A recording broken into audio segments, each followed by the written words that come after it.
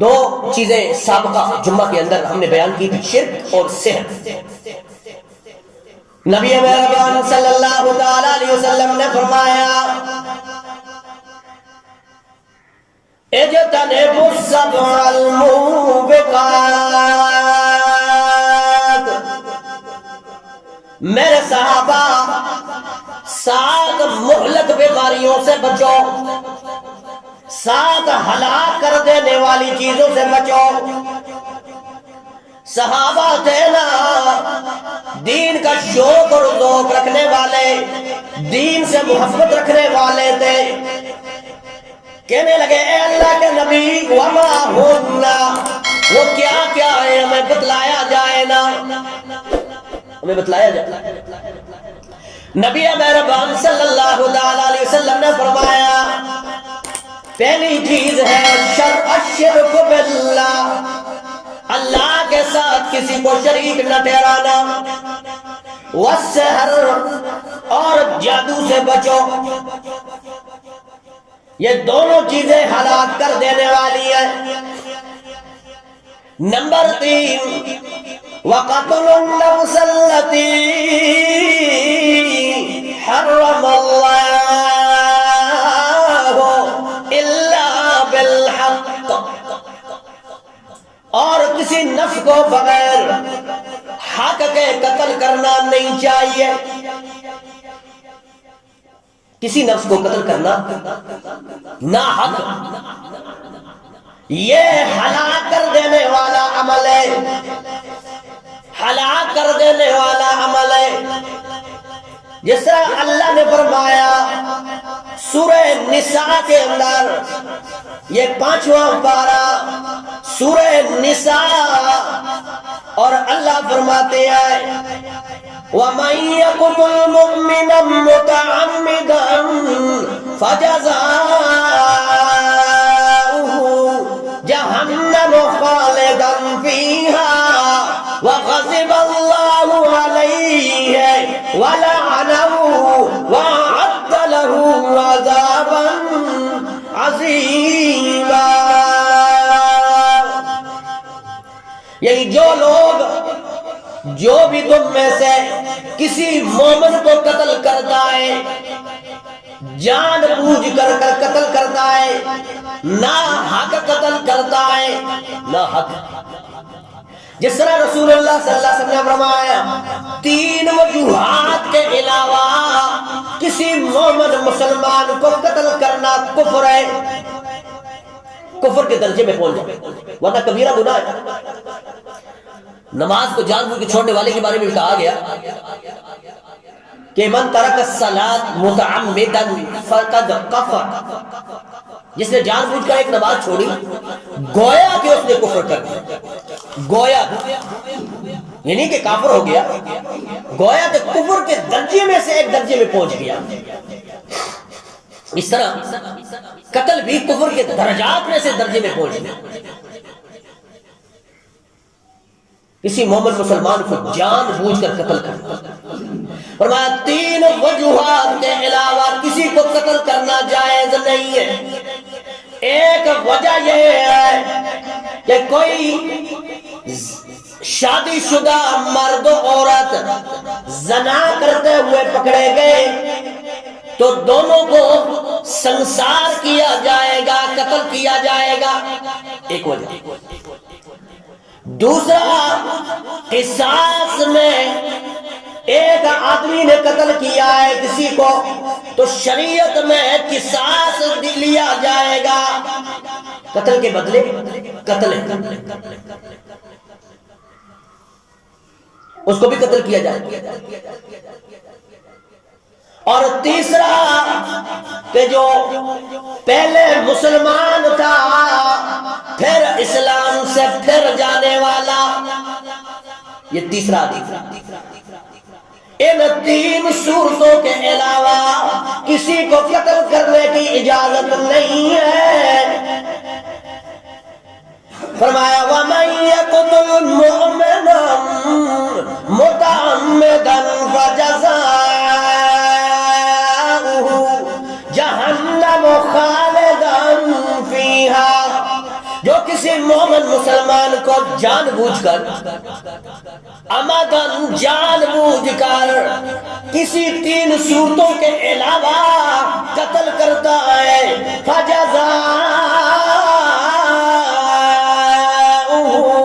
جَهَنَّمُ خَالِدًا فِيهَا، اللہ کے ہاں اس کا بدلہ جہنم ہے، جہنم میں وہ جلے گا، اور دنیا کے اندر وَغَضِبَ اللَّهُ عَلَيْهِ، اللہ کا غصہ اس پہ طاری ہوگا، اللہ کا غصہ، وَلَعْنَهُ، اور اللہ کی لعنت بھی اس میں برستی رہے گی۔ 3 عذاب ہیں، ایک تو جہنم ہے آخری مقام اس کا، دنیا میں غضب کا مستحق ہوگا، اللہ کی لعنت کا مستحق ہوگا، وَأَعَدَّ لَهُ عَذَابًا عَظِيمًا،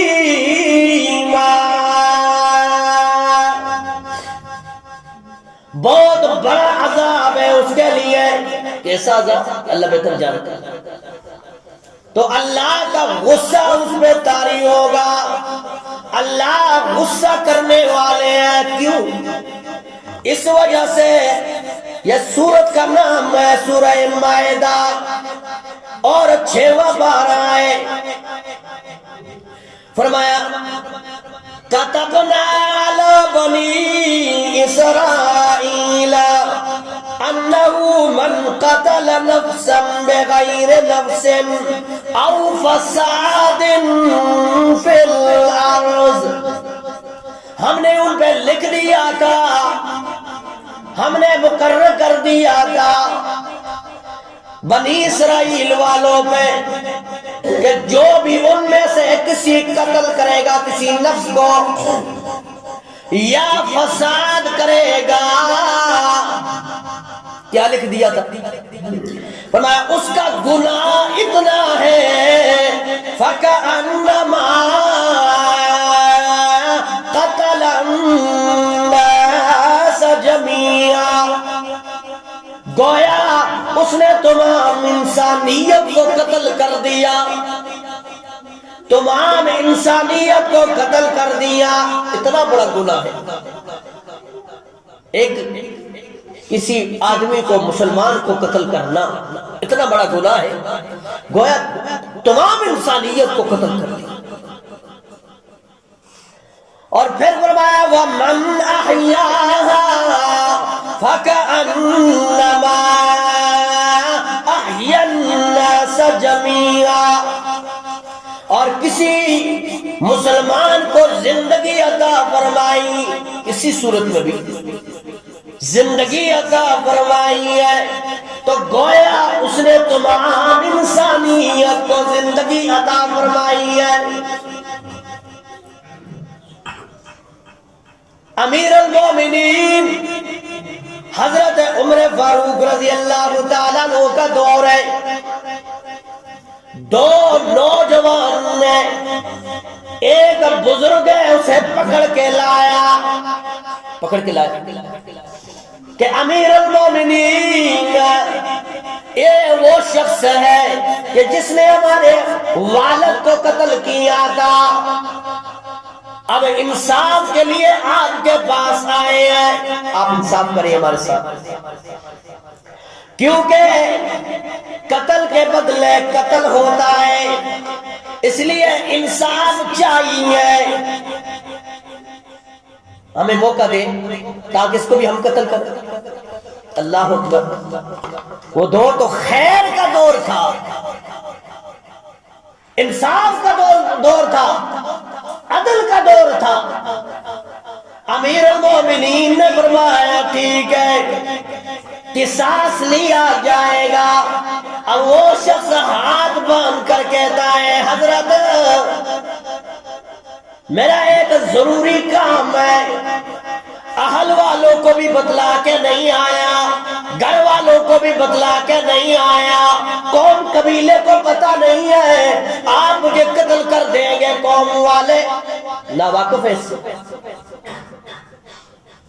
ضروری کام ہے میرا، آپ مجھے اجازت دیں تاکہ میں اہل والوں کو، گھر والوں کو، خاندان برادری والوں کو، علاقے والوں کو جا کے بتلا کے آؤں نا۔ امیر المومنین عمر فاروق رضی اللہ تعالیٰ نے فرمایا نہیں نہیں، آپ کی ضمانت دینے والا کون ہے؟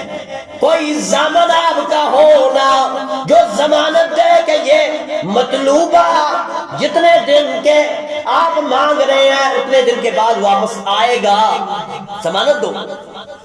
کوئی ضامن ہے آپ کا؟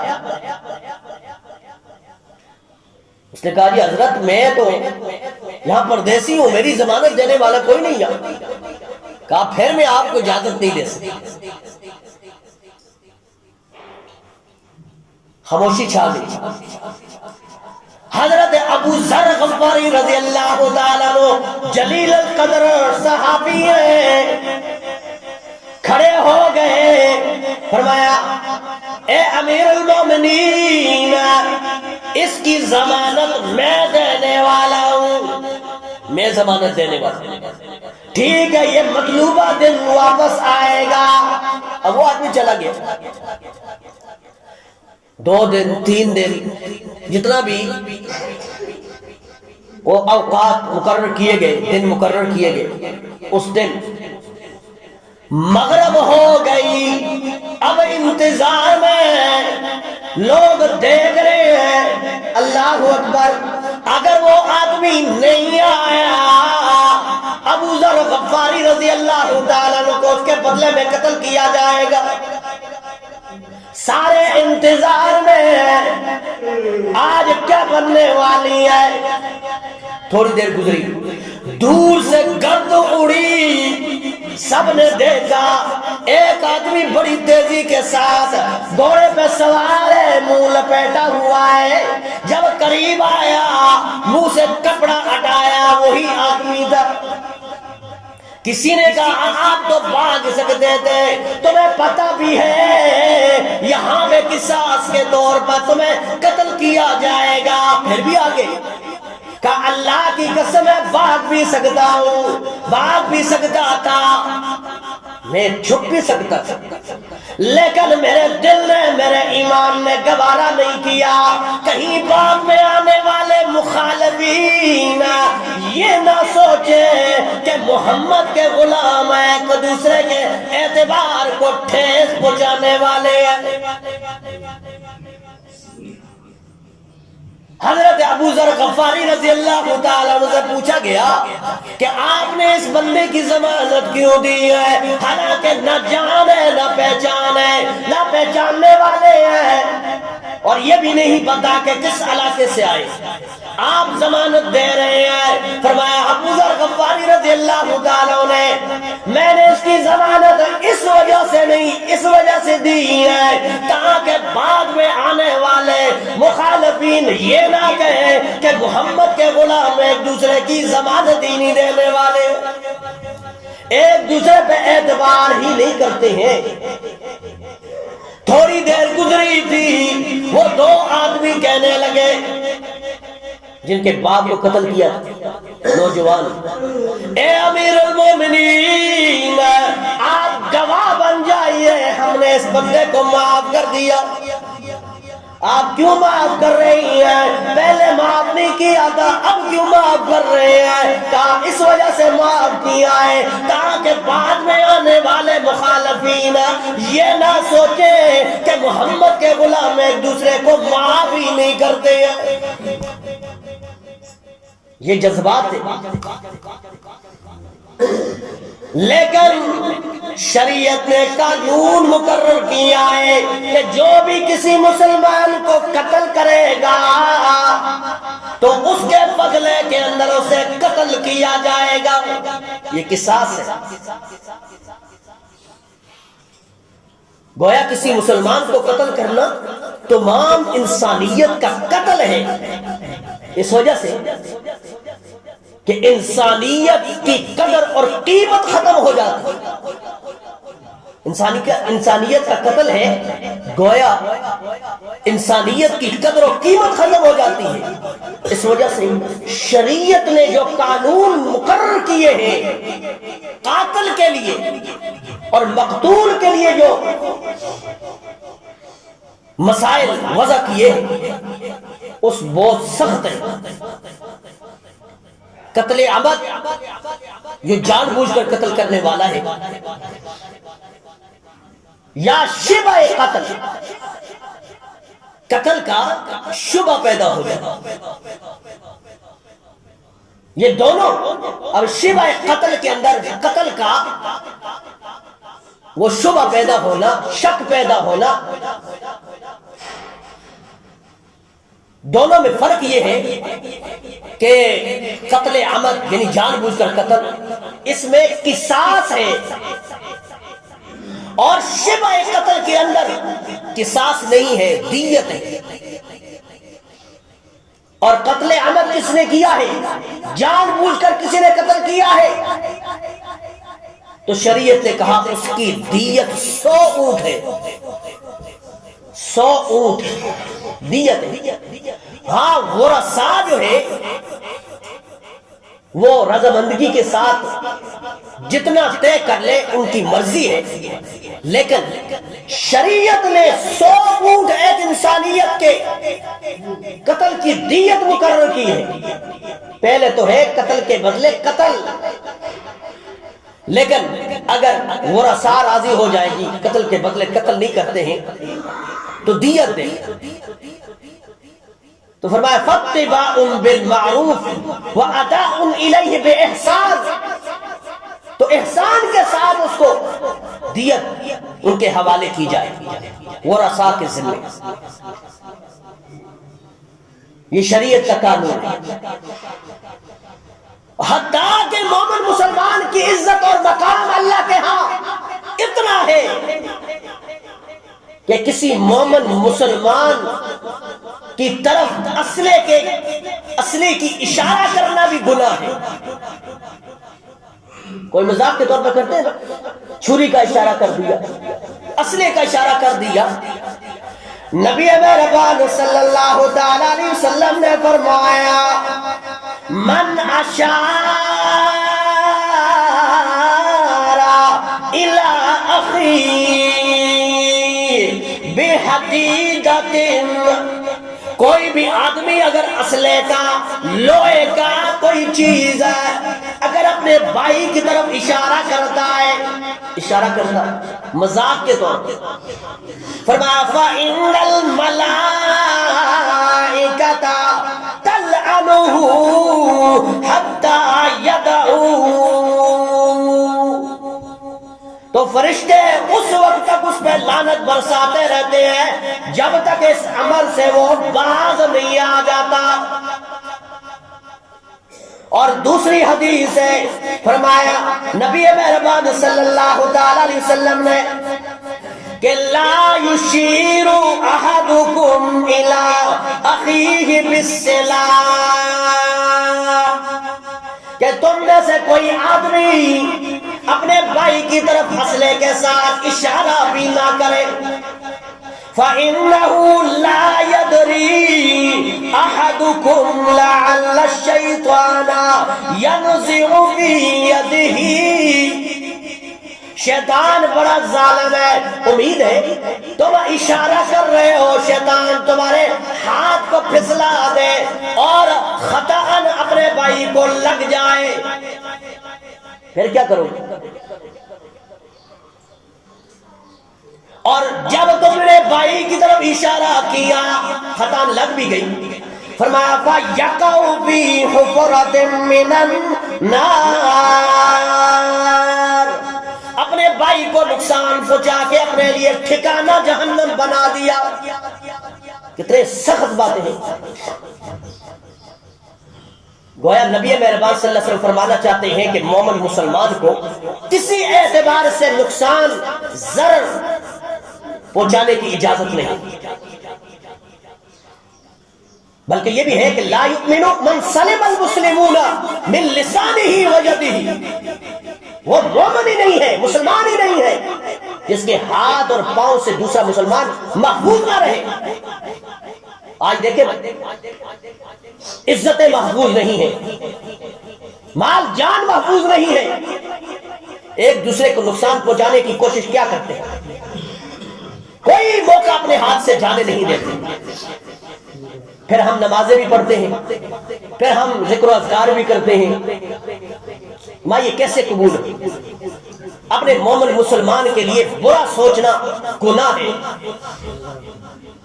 تو نبی مہربان صلی اللہ علیہ وسلم نے فرمایا کہ اجتنبوا السبع الموبقات، 7 ہلاک کر دینے والی کاموں سے بچو، 7 ہلاک کر دینے والے عمل سے بچو۔ ایک ہے الشرک باللہ والسحر، اللہ کے ساتھ شریک ٹھہرانا اور جادو، اور وقتل النفس التي حرم اللہ الا بالحق، حق بات کے علاوہ اپنے مسلمان بھائی کو ناحق قتل کرنا یہ ہلاکت کی طرف لے جانے والی چیز ہے۔ اور نمبر 4 وَأَكْلُ الرِّبَا، سود کھانا۔ سود کھانا یہ ہے ہلاک کر دینے والی چیز ہے، سود کھانا۔ لوگ اس کو منافع کہتے ہیں، بینک سے قرضے لیے جا رہے ہیں، سود میں پیسے لیے جا رہے ہیں، لوگ یہ سمجھتے ہیں کہ جی کیا کریں جی مجبوریاں ہیں، مجبوری میں آپ گندگی کھا سکتے ہیں۔ اس وقت کہیں گے نہیں جی ایسا تو نہیں کر سکتے، شریعت کا قانون ہے، سود کھانے والا بھی، سود کا لین دین کرنے والا بھی، سود کا گواہ بھی، فرمایا سب پہ اللہ کی لعنت ہوتی۔ اور نبی مہربان صلی اللہ تعالی علیہ وسلم نے فرمایا الربا ثلاثۃ وسبعون بابا، سود کے بڑے بڑے 73 گناہ ہیں، بڑے بڑے 73 گناہ ہیں۔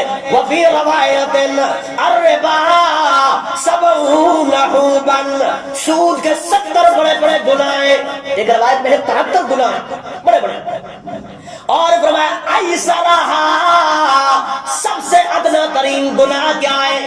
سود کا ادنا ترین گناہ یہ ہے کہ ان ينكح الرجل امہ، اپنی سگی ماں کے ساتھ بدفعلی کرنے کے برابر ہے۔ آج ہم کیا سمجھتے ہیں؟ آج سود کھائی جا رہی ہے، نمود و نمائش کے لیے لوگ قرضے لیتے ہیں، شادی بیاہ کرنی ہے جی لوگ کیا سوچیں گے، اللہ کو کیا منہ دکھاؤ گے؟ حالانکہ قرآن مجید میں بڑی کثرت کے ساتھ فرمایا یا ایھا الذین آمنوا اتقوا اللہ وذروا ما بقی من الربا، اے ایمان والو اللہ سے ڈرو نا، اللہ کا خوف پیدا کرو اور چھوڑ دو لو سود کو، جو تم نے سود کا مال کر لیا ہے یا لین دین کیا ہے۔ اور قرآن مجید میں فرمایا سود کا لین دین کرنے والا گویا اللہ کے ساتھ جھگڑا کرنے والا ہے۔ اللہ کے ساتھ جھگڑا کرنے پر، اللہ کے ساتھ جو جھگڑا کرے وہ بچ سکتا ہے، وہ جیت سکتا ہے؟ قطعاً جیت نہیں سکتی۔ سود کھانا یہ بھی ہلاک کر دینے والے عمل ہے۔ اور نمبر 5 فرمایا اکل مال الیتیم، یتیم کے مال کو کھانے والا گویا وہ ہلاکت سے بچ نہیں سکتا، ہلاک کرنے والے عمل ہے اور وہ یہ عمل کر رہا ہے، گویا ہلاکت سے بچ نہیں سکتا۔ ایک بزرگ کے بارے میں فرمایا کسی کی تیمارداری کے لیے گئے اور وہاں پہ جس کی تیمارداری کر رہے تھے اس میں نزع کی حالت طاری ہو گئی، نزع کی حالت ہے اور ادھر اس کی روح قبض ہوئی، رات کا وقت تھا، رات کا وقت، حضرت نے فوراً پھونک ماری اور ان کا چراغ بجھا دیا۔ باقی لوگوں نے کہا حضرت کیا کر رہے ہیں؟ یہ آدمی تو فوت ہو گیا ہے، اور فوت ہو گیا ہے، آپ اندھیرا کر رہے ہیں، آپ نے یہ چراغ کیوں بجھایا؟ حضرت نے عجیب جملہ ارشاد فرمایا، کہا جب تک یہ زندہ تھا اس چراغ میں جو تیل جل رہا تھا یہ اس کا مالک تھا، یہ اس کا مالک تھا، اور ہم اس کی تیمارداری کے لیے آئے ہوئے تھے، تو ہمارا اس چراغ میں دیکھنا جائز تھا۔ اب یہ آدمی فوت ہو گیا ہے، اب اس چراغ کے اندر جو تیل جلے گا وہ یتیموں کا مال ہے، اور یتیموں کا مال ہم پر حلال نہیں ہے۔ کتنی احتیاط ہے، آج تو بندہ مر جاتا ہے تو ہم لوگ کر جاتے نہیں بھائی، کھانا پکے، کھانا کھا کے جاتے۔ یتیم کے مال کو اپنے مالوں کے ساتھ استعمال کرتے ہیں لوگ، اور یتیم کو پتہ ہی نہیں چلتا، مال اپنے اکاؤنٹ میں آتے چلے جاتے۔ فرمایا مال یتیم کھانے والا کبھی ہلاکت سے بچ نہیں سکتا ہے۔ کسی کا مال بھی ہو لیکن یتیم چونکہ وہ یتیم جس کے والدین فوت ہو گئے، کوئی آسرا نہیں، کوئی سہارا نہیں، اور اس کا مال ہڑپ کیا جائے، کھایا جائے دھوکے فریب سے، وہ ہلاکت سے کبھی بچ نہیں سکتا۔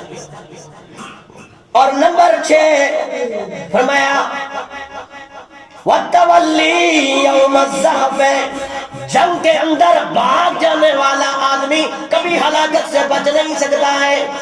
جنگ لگی ہے، اسلام کے لیے جنگ ہو رہی ہے، اب یہ آدمی میدان جنگ سے بھاگ جائے، فرمایا یہ کبھی ہلاکت سے بچ نہیں سکتا۔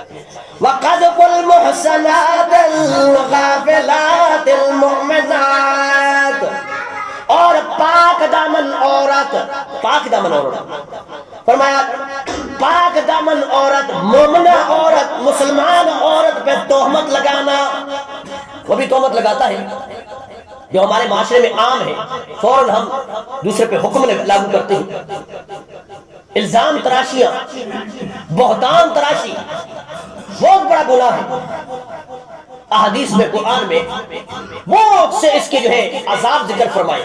کسی پہ تہمت لگانا، اگر ثابت ہو گیا کسی پہ تہمت لگائی تو شریعت کے اندر اسے 80 کوڑے لگائے جائے گا۔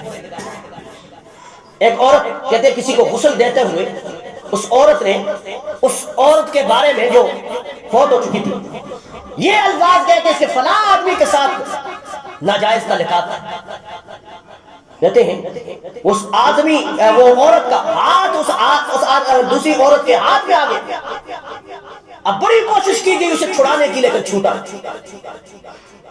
زور لگایا گیا، لیکن یہ بات جب علماء تک پہنچی، علماء نے کہا اس عورت نے اس پہ الزام لگایا ہے، اور شریعت کے میدان میں 80 کوڑے جب تک نہیں مارے جائیں گے اس وقت تک یہ تہمت اس نے لگائی ہے، یہ جب تک رفع نہیں ہوگی اس وقت تک یہ ہاتھ چھوٹے گا نہیں۔